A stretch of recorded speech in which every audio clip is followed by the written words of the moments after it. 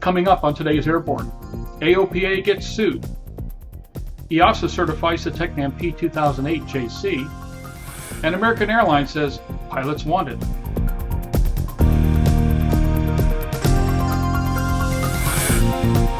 This is Airborne on Aero-TV. I'm Jim Campbell, and along with Tom Patton, we'll be filling in the editorial desk here while Ashley Hale is off on a much-deserved honeymoon after marrying her sweetheart last week. Ashley will be back in a couple of days. In the meantime, you got to put up with me. Now, the news. Is it the FlightPrep war, part 2? It appears that the FlightPrep war is back, and with a vengeance. $80 million worth, apparently. It's been kind of quiet in the FlightPrep front. You may remember them as the company that threatened a suit in 2010 against the AOPA, but it's all come back to life with new names, the same principals in charge, and the same lawyer leading the way. As you may recall, when operating under the corporate guise of FlightPrep, its principals Stenbach and Everson attempted to send bills to a number of flight planning businesses working on the web, claiming that their efforts violated their patents.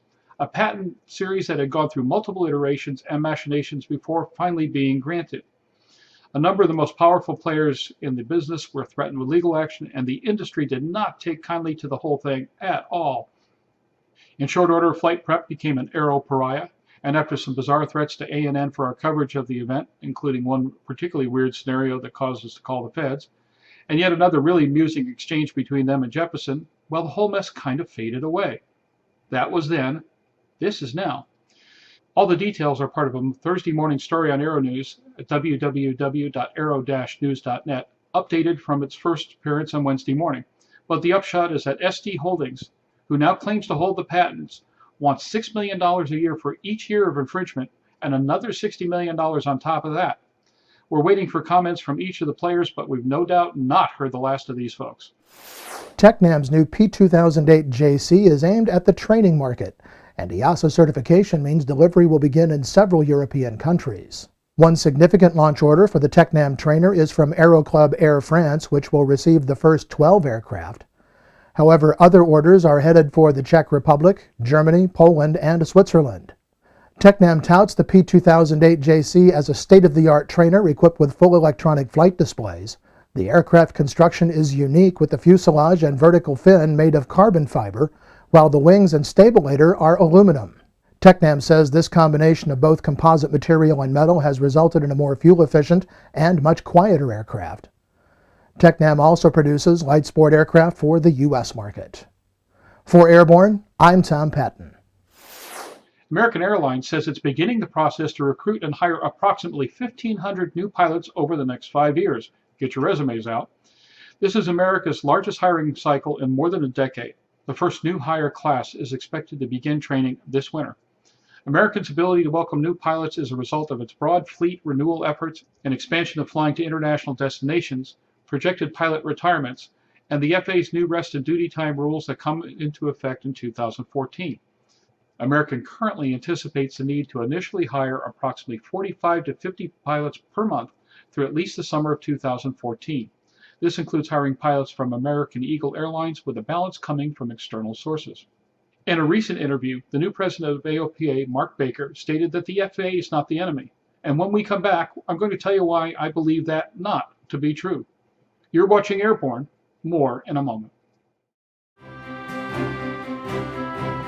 Since its inception, Redbird Flight Simulations has been dedicated to developing new training technologies and processes in an ongoing effort to make aviation safer, more affordable, and more accessible. Consider Redbird's flagship flight training device, the FMX, a superior quality, full-motion, feature-rich advanced aviation training device priced with real-world flight training organizations in mind. With standard features that are anything but standard, such as wraparound visuals, a fully enclosed cockpit, quick change configurations, scenario-based training compatibility, and of course, an electric motion platform, the FMX serves up a level of realism that is simply unavailable in other training devices on the market. For more information on Redbird flight simulations, the Redbird FMX, and Redbird's entire line of flight training devices, visit www.redbirdflightsimulations.com.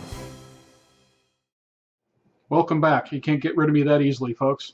If you'd like to suggest a story for Airborne, Aero-TV, our website, or our podcast series, please drop an email to news-spy@aero-news.net. We are inordinately proud of our staff here at A&N, but one of our people is really distinguishing himself this week as the chief announcer and narrator at the Albuquerque International Balloon Fiesta. That's right, Glen Moyer's got a job. Glen is the producer and host of A&N's Aero-News briefings and our daily aviation news podcast heard Monday through Friday on our website or on iTunes. And when we say he's an expert on hot air, we're not kidding, and it's also a compliment because he's the guy to go to about the art of hot air ballooning. Glen is set to mark his 23rd year as the voice of the Albuquerque International Balloon Fiesta. The 42nd Albuquerque International Balloon Fiesta launches its 9-day run on Saturday, October 5th, with the theme of Enchanted Sunrise. Each morning from Saturday, October 5th through Sunday, October 13th, as many as 750 colorful floating orbs will dot the sky above Albuquerque, New Mexico, thrilling hundreds of thousands of spectators. From the enchanting dawn patrols to the awe-inspiring mass ascensions to the dramatic competition flights and the fairy tale imagery of the Special Shapes Rodeo, the Albuquerque International Balloon Fiesta is an aviation event like no other in the world. Recognized as the premier balloon event announcer in the U.S., Glen has been on the mic at events from coast to coast and border to border for almost 30 years. He is a commercially rated hot air balloon pilot, having earned his wings in 1990, and is a former director of the Balloon Federation of America, and since 2001 has served as the editor of BFA's official publication, Ballooning Journal. Boy, I wish we could be there. Glen, I know you'll do us proud. And folks, if you get a chance to get to Albuquerque, get there, don't miss it. It really is extraordinary. There is nothing like it on the face of the earth. To find your mate is a thing of beauty, and such was the case when Cessna celebrated the successful completion of the wing mating to the fuselage of the Citation Latitude first test article just this past week. This achievement is another program milestone for the Latitude as it achieves its first prototype test flight in the first quarter of 2014. Cessna refers to the Latitude as a fantastic aircraft that will set a new standard for the mid-size category of business jets. The Latitude is a big bird, with a wingspan of 72 feet 4 inches, and the aircraft measures 20 feet 11 inches tall. The Latitude is designed to fly with 2 crew members and up to 9 passengers, will climb to 43,000 feet in a little bit over 23 minutes. This aircraft will have the widest cabin of any Citation jet thus far. The FAA and DOT said Monday that aviation rulemaking will be one of the functions suspended under the government shutdown that went into effect Tuesday. Many in the airline industry and millions of passengers have been waiting for a decision by the agency on whether to allow the use of electronic devices below 10,000 feet.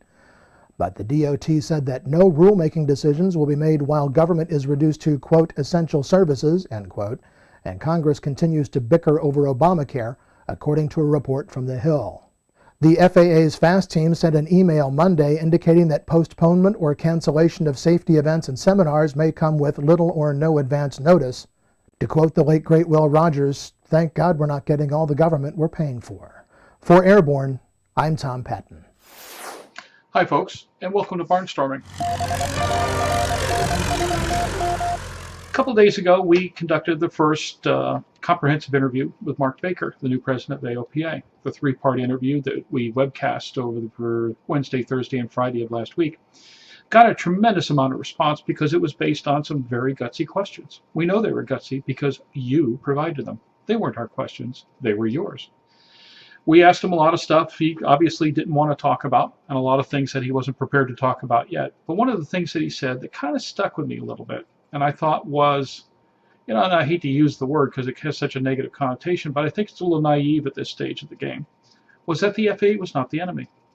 Folks, walks like a duck, quacks like a duck, it's probably a duck.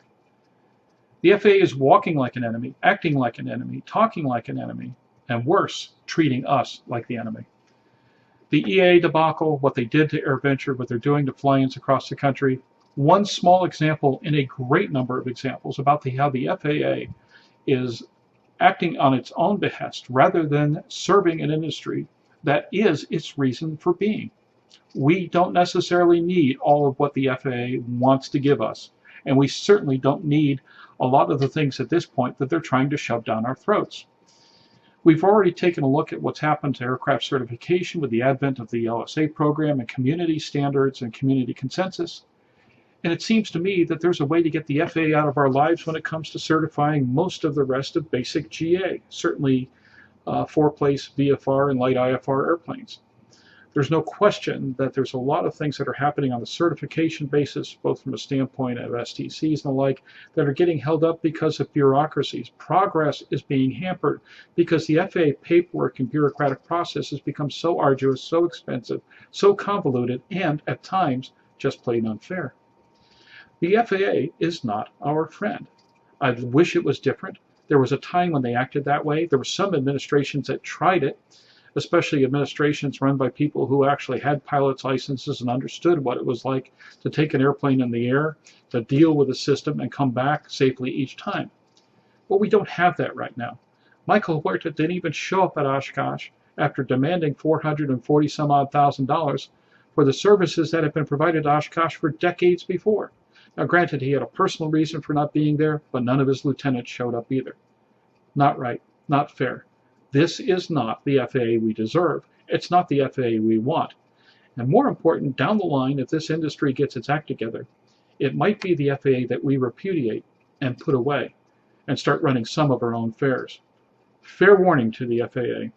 Quit acting like an enemy. Start acting like a part of the solution rather than part of the problem. And maybe we'll all get somewhere. For the Aero-News Network, Airborne and Aero-TV, I'm Jim Campbell. As noted, Airborne will be on a different schedule for the next week. We'll be hosting a series of updates as required by breaking news and other important information as we receive it. But you can always get comprehensive, real-time, 24/7 coverage of the latest aviation and aerospace news on our primary site, www.aero-news.net. Please remember that Airborne is streamed twice weekly and is always online. When we return to a normal schedule next week, you can join us every Tuesday and Friday for a new edition of Airborne. I'm Jim Campbell. Thanks for watching. We'll see you soon. God willing, Ashley will be here, and you don't have to look at me anymore. Take care, folks.